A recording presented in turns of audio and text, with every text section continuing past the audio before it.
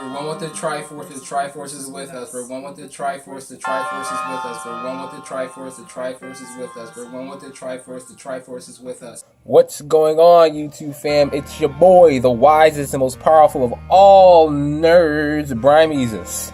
This is the Legend of Zelda Breath of the Wild DLC review. Yes, I know I have yet to do a review for Super Mario Odyssey, and that game came out in early November, and this is a big reason why. The Season's Pass for Legend of Zelda Breath of the Wild is downloadable content done right. As I said in my review for the standalone Breath of the Wild game many months ago, I said it was a brilliant piece of art that Nintendo, perhaps video games as a whole, has ever produced. Of course, I've always said that I believe that there is no such thing as a perfect video game, and that belief remains true to this day. But the downloadable content for Breath of the Wild is a textbook example of how you make an exceptional game even better.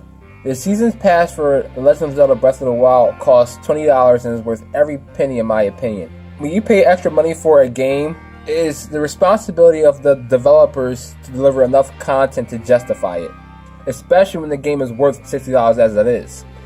That's exactly what happens with the DLC for Breath of the Wild. It provides a substantial amount of worthwhile content, so much that I can't get into too much detail in this review without taking up too much unnecessary time, but I will try my best to go over the highlights. We received the downloadable content for Breath of the Wild in installments.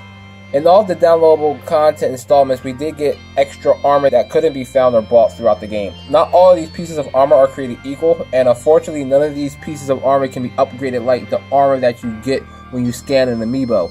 However, they can be useful. Perhaps the most useful is the Korok mask that alerts you of nearby Korok seeds. Korok seeds are perhaps the most valuable resource that you find within the game.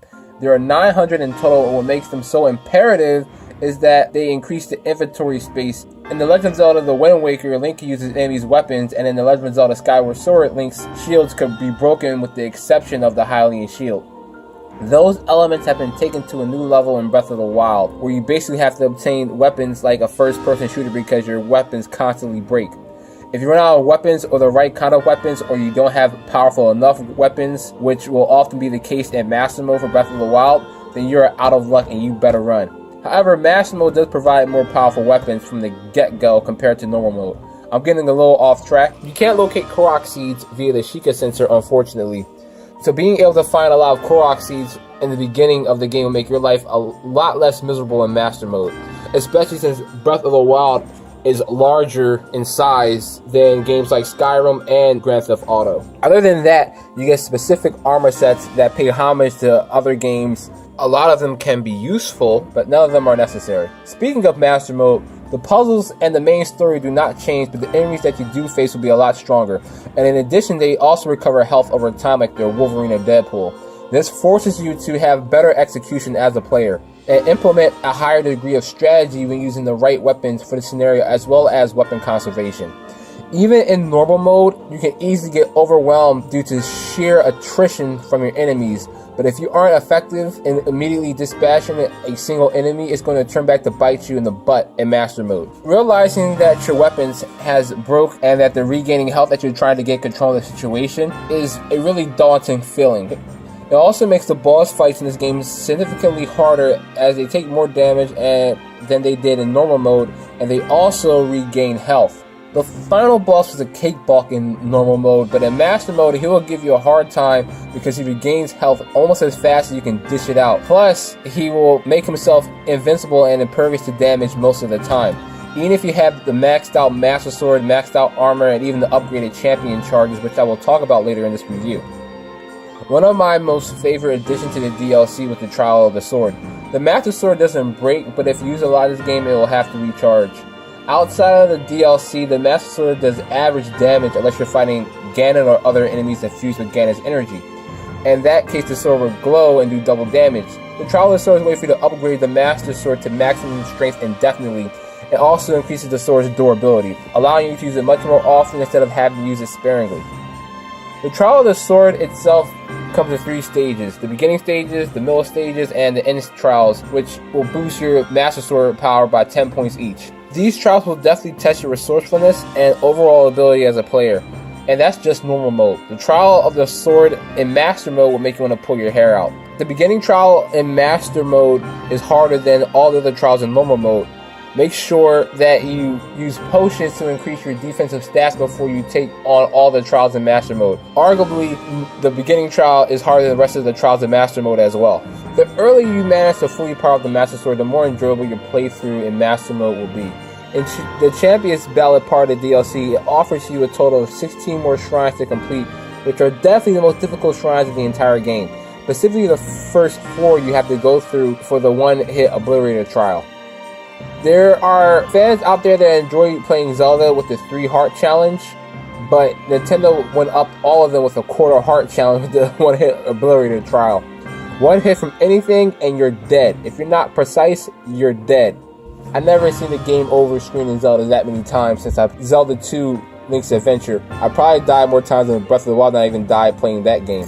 By completing the extra shrines in the Champion's Ballad, it allows you to challenge the different forms of Ganon that you have to fight within each divine beast, using the weapons of the champions such as Vivali, Urbosa, Mipha, and Daruk.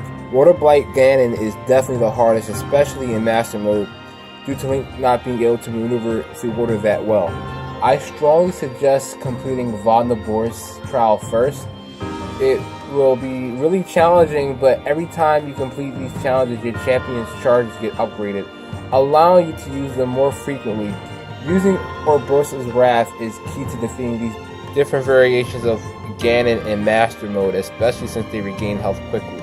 You also have a 5th Divine Beast, which is perhaps my most favorite dungeon in all of Zelda, and it also gives us the best dungeon theme of all. It's a remake of the Shrine theme, and it's so majestic. The boss fight is perhaps the hardest in all of Legend of Zelda, so be warned, especially in Master Mode, it will test your ability as a player.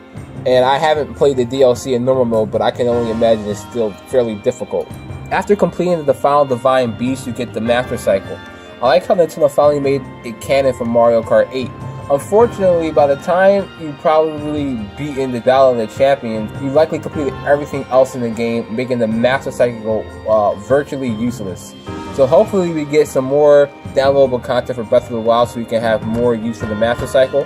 Otherwise, I can only say that this downloadable content for Breath of the Wild is absolutely worth every cent. The Legend of Zelda Breath of the Wild is the only game I reviewed this year and gave an S rank to.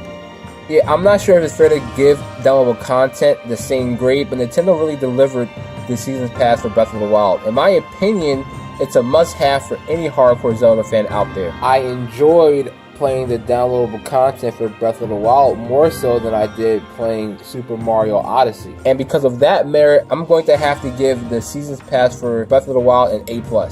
If you guys are interested in seeing some other Zelda-related videos, check out my top 10 favorite Zelda games and my Breath of the Wild timeline theory. I was the very first person in the entire internet to discover that Breath of the Wild took place in a fallen timeline, and I'm going to take further credit for it here. It was not MatPat from Game Theory. I discovered it first, and I have empirical evidence, so check that out as well.